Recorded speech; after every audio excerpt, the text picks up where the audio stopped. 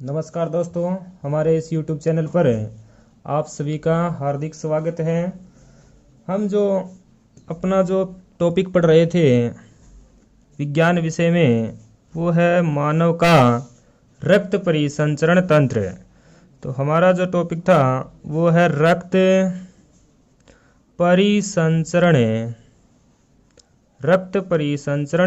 तंत्र। रक्त परिसंचरण तंत्र में हमने रक्त के बारे में अध्ययन किया है, जिसमें से रक्त कणिकाओं का हम अध्ययन कर चुके हैं। और आज हमारा जो टॉपिक चल रहा है वो है ब्लड ग्रुप, रक्त समूह है। और ब्लड ग्रुप के बारे में हमने ये जाना था कि रक्त समूह की खोज सर्वप्रथम जिस वैज्ञानिक ने की थी उनका नाम है कार्ल लैंडस्टीनर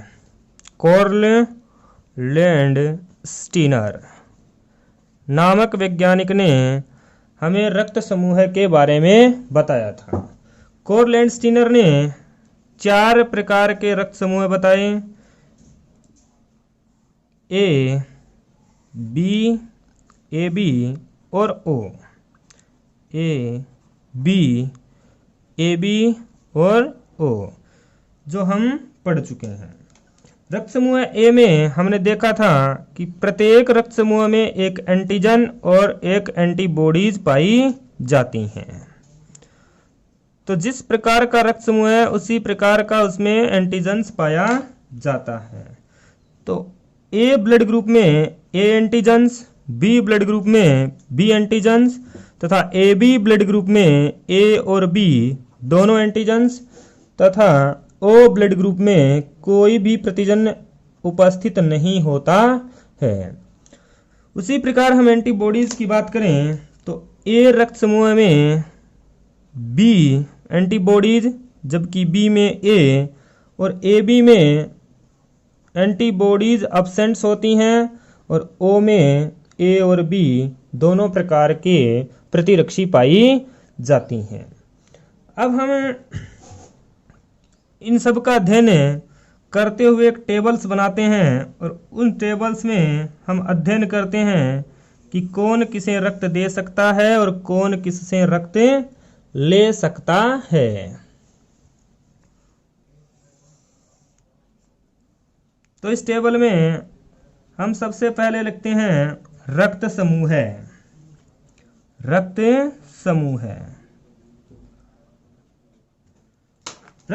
के बाद प्रत्येक रक्त समूह में उसके एंटीजन्स, तो हम लिखते हैं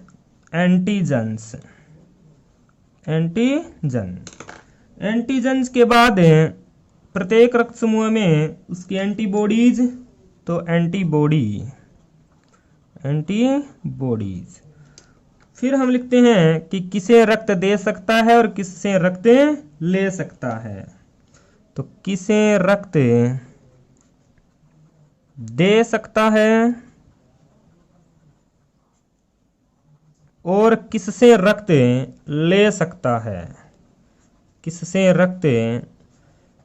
सकता है, तो रक्त समूह जो हैं वो 4 प्रकार के हैं: A, B, AB और O।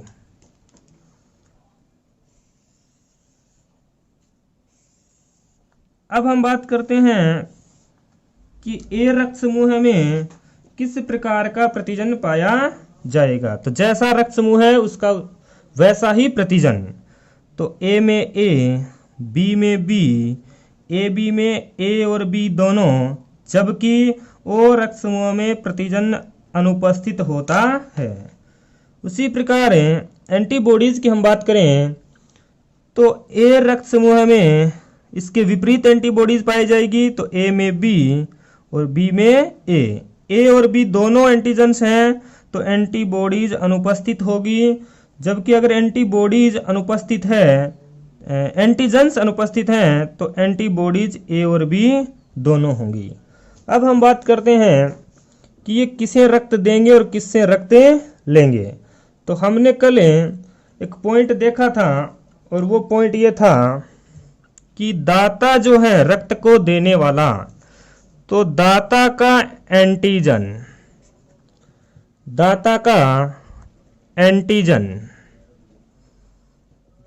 तथा ग्राही का एंटीबॉडी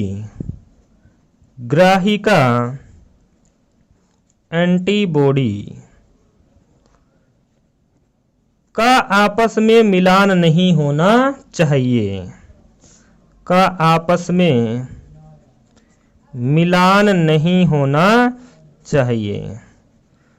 अगर ऐसा है तो हम सफल रक्तदान कर सकते हैं। नहीं होना चाहिए। तो ये विशेष बात आपको याद रखनी है कि दाता का एंटीजेंस और ग्राही का एंटीबॉडी आपस में मैच नहीं होने चाहिए, मिलने नहीं चाहिए। अब हम एक एक ब्लड ग्रुप को देखते हैं। तो हम बात करते हैं कि ए रक्त समूह वाला किसे रक्त दे सकता है। तो रक्त समूह ए रक्त समूह में उसकी एंटीबॉडीज है एंटीजेंस है ए और एंटीबॉडीज है उसकी बी। तो ए रक्त समूह किसे रक्त दे सकता है, यानी इसे हम दाता मानते हैं।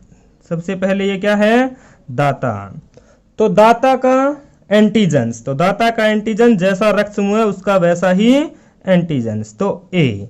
अब जितने भी ग्राही हैं उनका हमें एंटीबॉडीज मैच करना है। तो सबसे पहले हम देखते हैं कि रक्त समूह ए वाला व्यक्ति अगर ए वाले व्यक्ति को ही रक्त दे तो हम एंटीजन उसका ए है और एंटीबॉडीज उसकी बी है।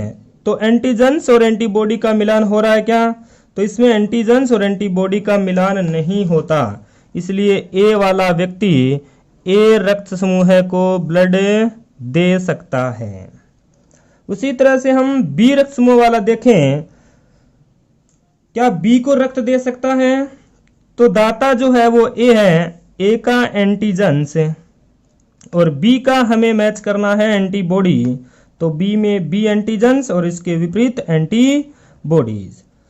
तो देखो ए रक्त समूह का एंटीजन ए, तो बी रक्त समूह का एंटीबॉडी ए, दोनों आपस में एक दूसरे से मैच कर रहे हैं, इसलिए ए रक्त समूह वाला व्यक्ति बी को रक्त नहीं दे सकता। फिर हम देखते हैं तीसरा, क्या ए बी को रक्त दे सकता है। तो ए दाता है तो उसका एंटीजेंस ए और ए बी ग्राही है, तो हमें उसकी एंटीबॉडीज देखनी है और उसमें एंटीबॉडीज होती है अनुपस्थित है तो मिलान नहीं हो सकता, इसलिए ए को देगा और दूसरा देगा ए बी को। फिर हम देखते हैं क्या ओ को रक्त दे सकता है। तो ओ ग्राही है, तो ओ ग्राही की हमें एंटीबॉडीज देखनी है, जबकि ए दाता है तो दाता का हमें एंटीजेंस देखना है। तो दाता का एंटीजन ए और ग्राही का एंटीबॉडी ए और बी दोनों हैं, तो इसमें भी ए प्रेजेंट है और इसमें भी, इसलिए यह ओ को रक्त भी नहीं दे सकता। तो ए रक्त समूह वाला व्यक्ति सिर्फ ए को और ए बी को ही रक्त दे सकता है, बाकी किसी भी रक्त समूह को रक्त नहीं दे सकता। फिर हम देखते हैं कि किससे रक्त ले सकता है। तो अब की बार हमें ए को बनाना है ग्राही। तो ग्राही जब हम इसे बनाते हैं तो इसकी एंटीजेंस इसमें ए और एंटीबॉडीज है इसके विपरीत बी। अब की बार हमें इसका एंटीबॉडीज देखना है, जबकि दाता जितने भी हैं उनके हमें एंटीजेंस मिलाने हैं। तो ग्राही की एंटीबॉडीज और दाता का एंटीजेंस। तो हमें देखते हैं कि ए रक्त समूह वाला व्यक्ति क्या ए से रक्त ले सकता है। तो ए को एक बार तो बनाना है ग्राही और एक ए समूह वाले व्यक्ति को बनाना है दाता। तो इसमें एंटीबॉडीज ए, एंटीजेंस ए और एंटीबॉडीज बी। अब हमें मैच करना है कि ग्राही की एंटीबॉडी और दाता का एंटीजेंस। तो दोनों अलग अलग हैं, तो हम कह सकते हैं कि ए वाला व्यक्ति ए से रक्त ले सकता है। क्या बी से रक्त ले सकता है? तो ए ग्राही है अब की बार, तो ए की एंटीबॉडी और बी का एंटीजेंस तो दोनों आपस में मैच कर रहे हैं, इसलिए बी से रक्त नहीं ले सकता। क्या ए बी से ले सकता है? तो ए बी का हमें एंटीजेंस देखना है और ए की एंटीबॉडी तो ये भी मैच कर रही है बी और बी, तो ए बी से रक्त भी नहीं ले सकता। तो क्या ओ से ले सकता है? तो ए का एंटीबॉडी और ओ का एंटीजेंस है, तो ये दोनों आपस में मैच नहीं कर रहे क्योंकि ओ के पास एंटीजेंस है ही नहीं। तो किससे रक्त ले सकता है? ए से लेगा और ओ से। तो हमने देखा कि ए रक्त समूह वाला व्यक्ति ए और ए बी से तो रक्त दे सकता है, जबकि ए और ओ से रक्त ले सकता है। उसी प्रकार हम देखते हैं बी का, तो बी रक्त समूह वाला व्यक्ति बी से रक्त लेगा, रक्त देगा और ए बी को रक्त देगा। उसी प्रकार यह बी से रक्त ले सकता है और ओ से रक्त ले सकता है। अब हम देखते हैं ए बी, तो ए बी रक्त समूह वाला किसे रक्त दे सकता है?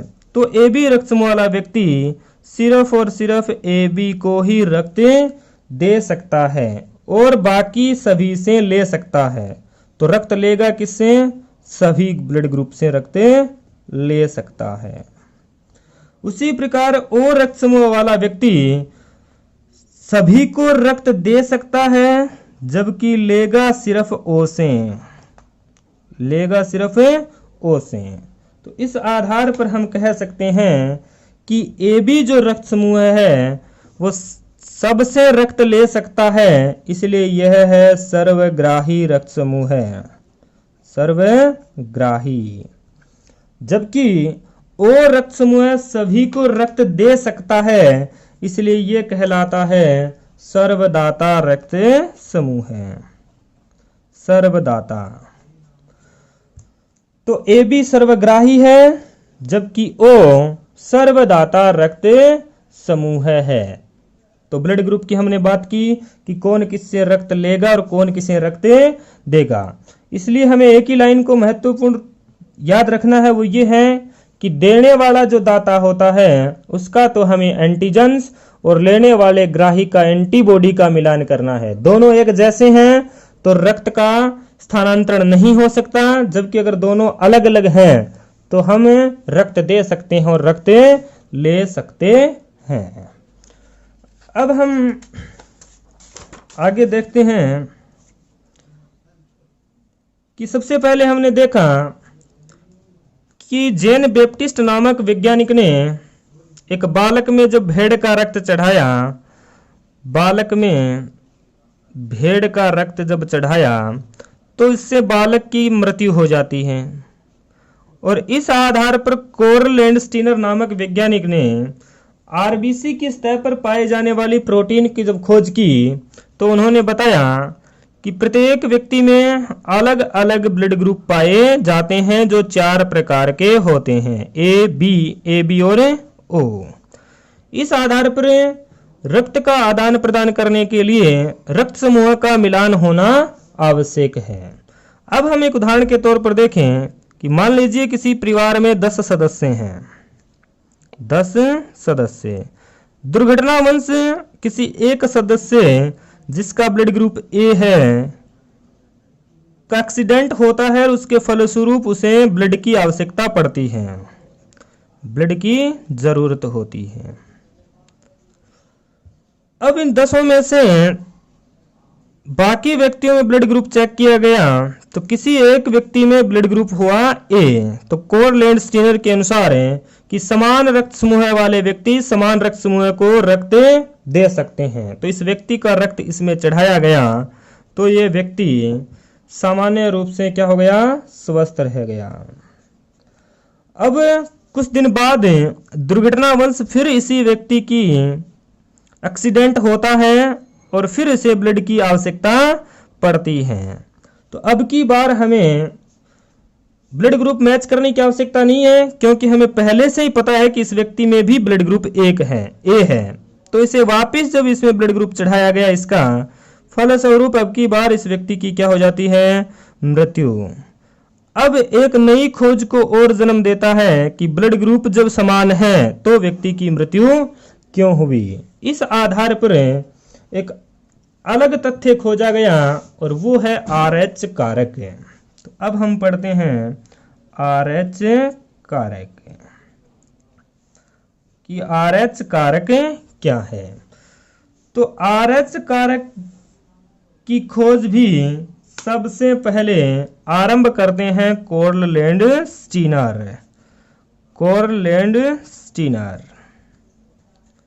और उनके साथ एक वैज्ञानिक आते हैं वीनस।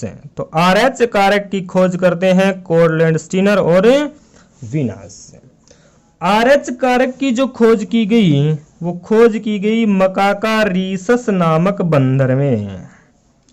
खोज की गई मकाका रीसस नामक बंदर से, और इसी रीसस से RH कारक इसका नाम रखा गया। तो कोरलैंड स्टीनर ने 1940 ईस्वी में ये खोज की और ये पाया कि रक्त में एक विशेष कारक भी पाया जाता है जो RH कारक कहलाता है, और यह भी एक प्रकार का एंटीजन है। यह भी एक प्रकार से एंटीजन है। जिसके रक्त में यह कारक पाया जाए वो तो RH पॉजिटिव है, तथा जिसके रक्त में यह कारक अनुपस्थित हो वो होता है RH नेगेटिव। तो हम कह सकते हैं कि जिस के ब्लड में RH कारक पाया जाए, RH कारक पाया जाए तो वह RH पॉजिटिव, तथा अगर RH कारक एब्सेंट हो, अगर RH कारक नहीं पाया जाए तो व्यक्ति RH नेगेटिव होता है। RH नेगेटिव होता है। तो इस आधार पर हमें यह पता चला कि प्रत्येक एक ब्लड ग्रुप में प्लस और माइनस दो प्रकार के पोजीशन भी होती हैं। तो A में दो हो गया, A प्लस और A माइनस। उसी प्रकार B में भी दो समूह हो गए, B प्लस और B माइनस, B पॉजिटिव और B नेगेटिव। उसी प्रकार AB भी दो प्रकार के हो गए, AB पॉजिटिव और AB नेगेटिव। उसी प्रकार O भी दो प्रकार के हो गए, O पॉजिटिव और O नेगेटिव।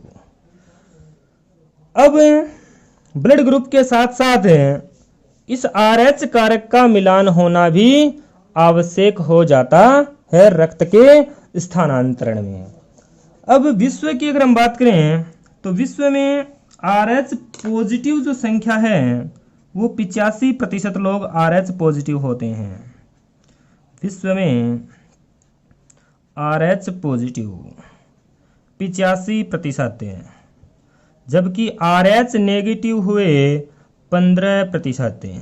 उसी प्रकार भारत की अगर हम बात करें तो भारत में 93% लोग RH पॉजिटिव हैं, जबकि 7% लोग RH नेगेटिव हैं। तो RH कारक की खोज की गई कोरलैंड स्टीनर और वीनस ने, और खोज की गई मकाका रीसस नामक बंदर में। और ये एक प्रकार से एंटीजन ही है, जिसके ब्लड में पाया जाए तो पॉजिटिव, जिसके ब्लड में नहीं पाया जाए तो नेगेटिव। विश्व में 85% लोग RH पॉजिटिव हैं, जबकि भारत में 93% लोग RH पॉजिटिव होते हैं। अब हमें एक विशेष बात मुख्य रूप से ध्यान रखनी है और वो ये है कि RH माइनस वाला व्यक्ति, RH नेगेटिव वाला व्यक्ति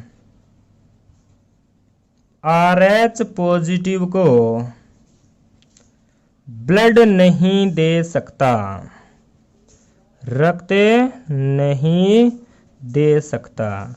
देगा तो भी एक बार दे सकता है, जो कि वैध नहीं है। इसलिए हम कह सकते हैं कि RH माइनस वाला व्यक्ति RH पॉजिटिव को रक्त नहीं दे सकता।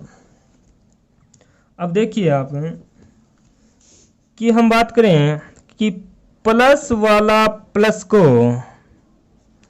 रक्त दे सकता है, प्लस वाला प्लस को दे सकता है, माइनस वाला माइनस को दे सकता है, क्योंकि इनके शरीर में कोई भी प्रतिजन उपस्थित है, RH कारक प्रेजेंट नहीं है। उसी प्रकार हम बात करें तो माइनस वाला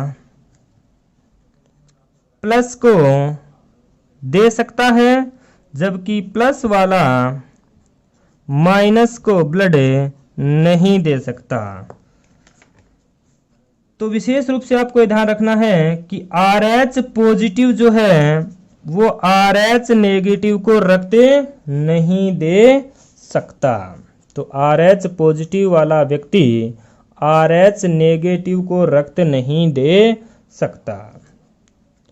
तो प्लस वाला प्लस को दे सकता है, माइनस वाला माइनस को दे सकता है, जबकि माइनस वाला प्लस को भी दे सकता है। लेकिन एक कंडीशन ऐसी है कि प्लस ब्लड ग्रुप वाला व्यक्ति माइनस वाले व्यक्ति को रक्त नहीं दे सकता, क्योंकि इनके शरीर में पहले से कोई कारक मौजूद नहीं है। अगर इसमें कारक दे दिया जाए तो इसके विरुद्ध एंटीबॉडीज बन जाती हैं और एंटीजन और एंटीबॉडी मिलकर रक्त का क्या कर देंगी, समूहन कर सकती हैं।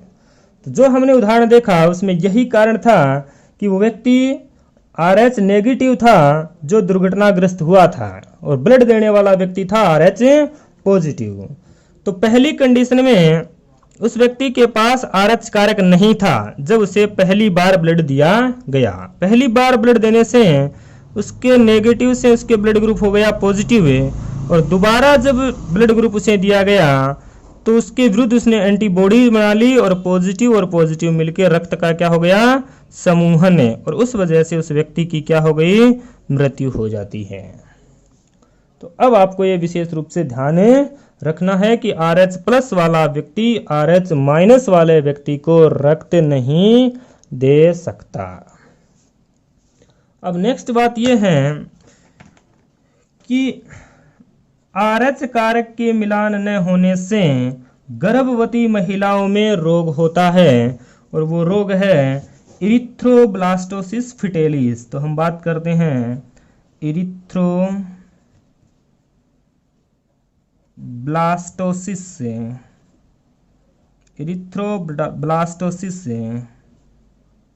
फिटेलिस, इरिथ्रोब्लास्टोसिस फिटेलिस, जिसे हम हिंदी में कहते हैं गर्भ रोक्ताणु कोरकता। गर्भ रोक्ताणु कोरकता, गर्भ रोक्ताणु कोरकता। ये रोग होता है गर्भवती महिलाओं में, गर्भवती महिलाओं में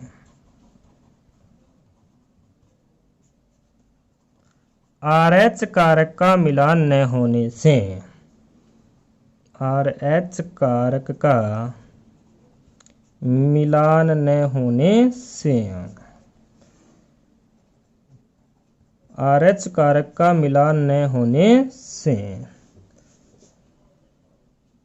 तो इसमें हम देखते हैं कि अगर किसी महिला की शादी RH पॉजिटिव वाले पुरुष से कर दी जाए और वो महिला हो RH नेगेटिव, महिला हो RH नेगेटिव और पुरुष हो RH पॉजिटिव। इन दोनों की जब शादी होती है तो होने वाली प्रथम संतति अगर पॉजिटिव है या नेगेटिव तो सामान्य होगी, तो नॉर्मल होगी। प्रथम संतति अब प्रथम संतति नेगेटिव है तो नॉर्मल होगी, लेकिन प्रथम संतति अगर पॉजिटिव है तो भी नॉर्मल होगी। लेकिन इस कंडीशन में यह घटना घट जाती है कि जब प्रथम शिशु का जन्म होता है उस समय माँ का और शिशु का आपस में संपर्क जब टूटता है और माँ और शिशु जुड़े होते हैं अपरा द्वारा या नाल के द्वारा, जब नाल से शिशु और माँ का संपर्क टूटता है तो दोनों का ब्लड क्या हो जाता है, मिल जाता है। उस वजह से संतान में जो प्लस कारक है वो पहुंच जाता है माँ के ब्लड में और माँ हो जाती है नेगेटिव से पॉजिटिव। अब जब दूसरी संतति होगी, दूसरी तीसरी चौथी जो भी हैं, अगर वो ऋणात्मक हैं तो नॉर्मल होंगी। लेकिन अगर दूसरी संतति पॉजिटिव है, फिर से दूसरी संतान फिर से RH पॉजिटिव है, तो इस बार माँ के रक्त में RH कारक पहले से मौजूद है और शिशु के रक्त में भी RH कारक मौजूद है, तो दोनों मिलकर रक्त का क्या कर देंगे, समूहन। और इस वजह से इस शिशु की जो है वो मृत शिशु पैदा होता है, यानी फिटेल शिशु पैदा होता है, फिटेल मृत संतान। तो इस रोग को कहते हैं इरिथ्रोब्लास्टोसिस फिटेलिस। इसके रोकथाम के लिए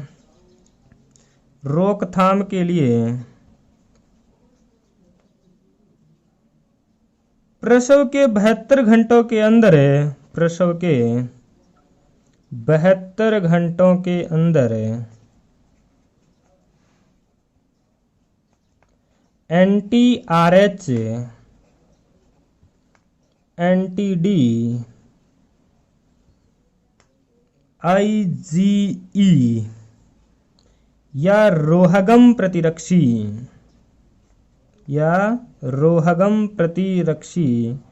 का इंजेक्शन लगवाना चाहिए।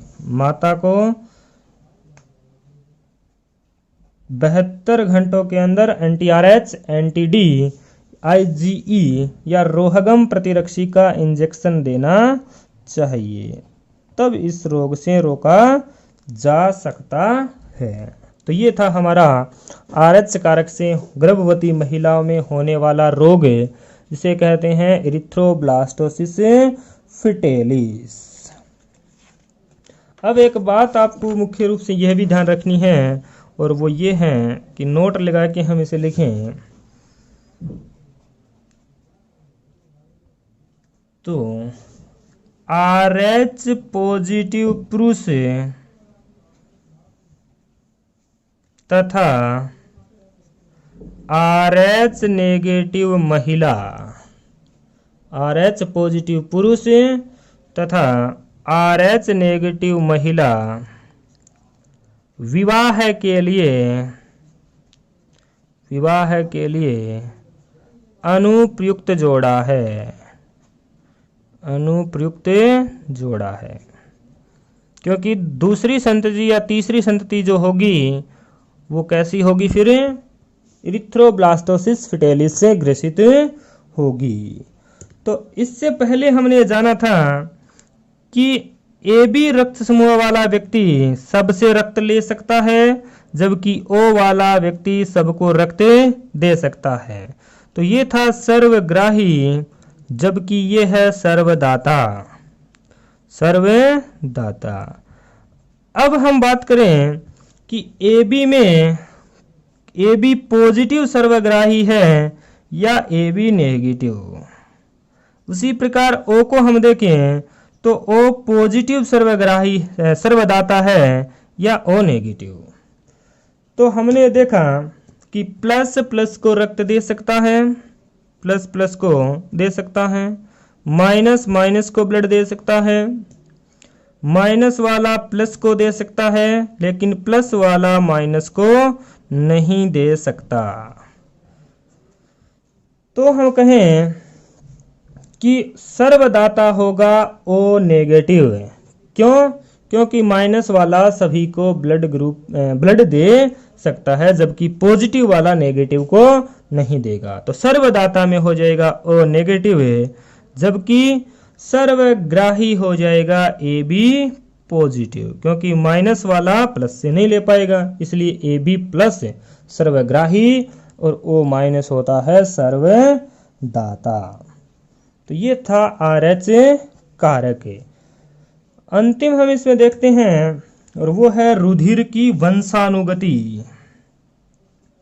रुधिर वर्ग की वंशानुगति, पीढ़ी दर पीढ़ी रुधिर वर्ग का संचरण है, रुधिर वर्ग की वंशानुगति। और रुधिर वर्ग की वंशानुगति के बारे में बताने वाले वैज्ञानिक थे बर्नस्टीन। तो इसकी खोज की थी बर्नस्टीन ने, बर्नस्टीन। तो RH कारक की खोज की थी कोरलैंडस्टीनर और वीनस ने, जबकि रक्त समूह को खोजा था कोरलैंडस्टीनर ने, और रुधिर वर्ग की वंशानुगति को खोजा है बर्नस्टीन ने। और इन्होंने बताया कि रक्त की वंशानुगति के लिए रक्त में पाया जाने वाला जीन जो होता है वो I प्रकार का जीन पाया जाता है। तो रुधिर की वंशानुगति रक्त में पाए जाने वाले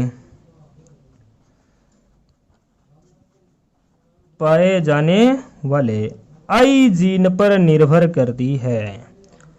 रक्त में पाए जाने वाले I जीन पर निर्भर करती है। I जीन के ऊपर निर्भर करती है। तो हम कहें कि रक्त समूह अगर A है तो उसमें I प्रकार के जीन पाए जाते हैं, तो IA और दूसरा I0।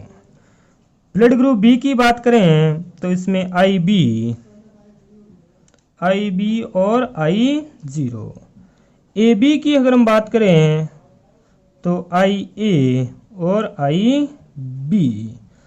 और O की बात करें हम तो IO या I0।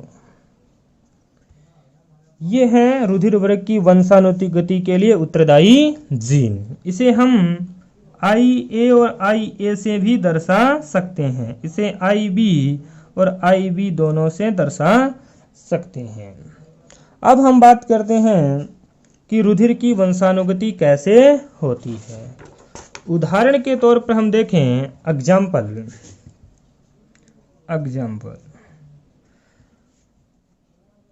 अगर किसी बच्चे का पिता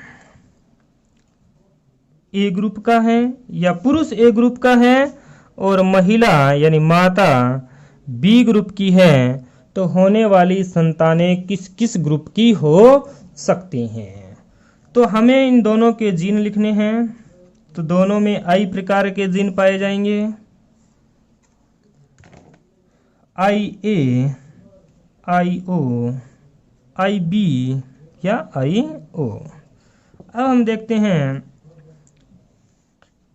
कि पहला जी संतान हो सकती है वो हो सकती है IA, IB यानी AB ग्रुप है, AB ग्रुप की हो सकती है। फिर हम देखें तो दूसरी जो संतान हो सकती है IA, I0 यानी IA, A ग्रुप की हो सकती है। उसी प्रकार हम देखें नेक्स्ट, तो ये समीकरण होती है IB, I0 यानी B ग्रुप की हो सकती है, और ये होता है I0 या IO यानी O ग्रुप है। अगर पिता A माता B ग्रुप की है तो होने वाली जो संतति है वो AB ग्रुप की हो सकती है ए ग्रुप की हो सकती है, बी ग्रुप की हो सकती है और ओ, यानी चारों ब्लड ग्रुप की हो सकती है। यानी 25% संभावना सभी ब्लड ग्रुप की बन सकती है। उसी तरह से हम एक और उदाहरण से अगर समझें, मान लीजिए किसी पुरुष का ब्लड ग्रुप है ए बी और किसी महिला का ब्लड ग्रुप है ए, तो होने वाली संतान कैसी होंगी? तो इसके हम जीन लिखते हैं। तो इसमें दो प्रकार के जीन हो गए, आई ए आई बी। उसी प्रकार इसमें आई ए और आई जीरो या आई ओ। तो हम देखें तो आई ए और आई ए, तो पहली संतान हो सकती है किस ग्रुप की? ए ग्रुप की। उसी प्रकार आई ए और आई जीरो, यानी फिर से संभावना है ए ग्रुप की।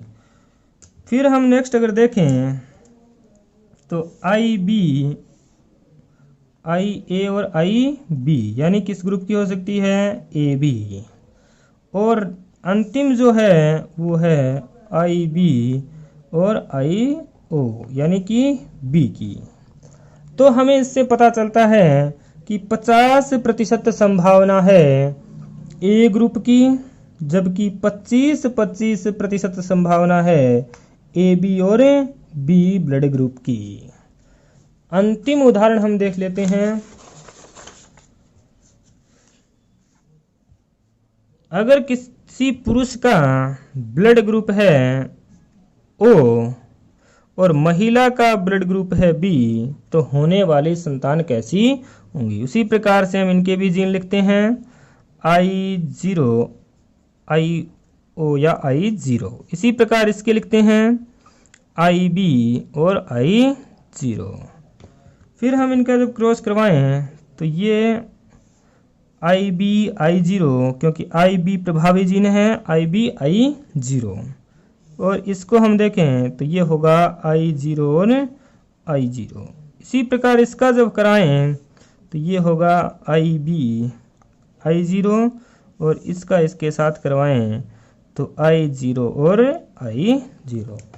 इससे हमें रिजल्ट जो प्राप्त हुए वो संतान हो सकती है बी ग्रुप की, संतान होगी ओ ग्रुप की, या फिर से बी या फिर से ओ। तो इसे हमें पता चलता है कि 50% हो सकती हैं बी ब्लड ग्रुप की, जबकि 50% संतति हो सकती हैं ओ ब्लड ग्रुप की। तो इस प्रकार रुधिर की क्या होती है? वंशानुगति होती है। धन्यवाद।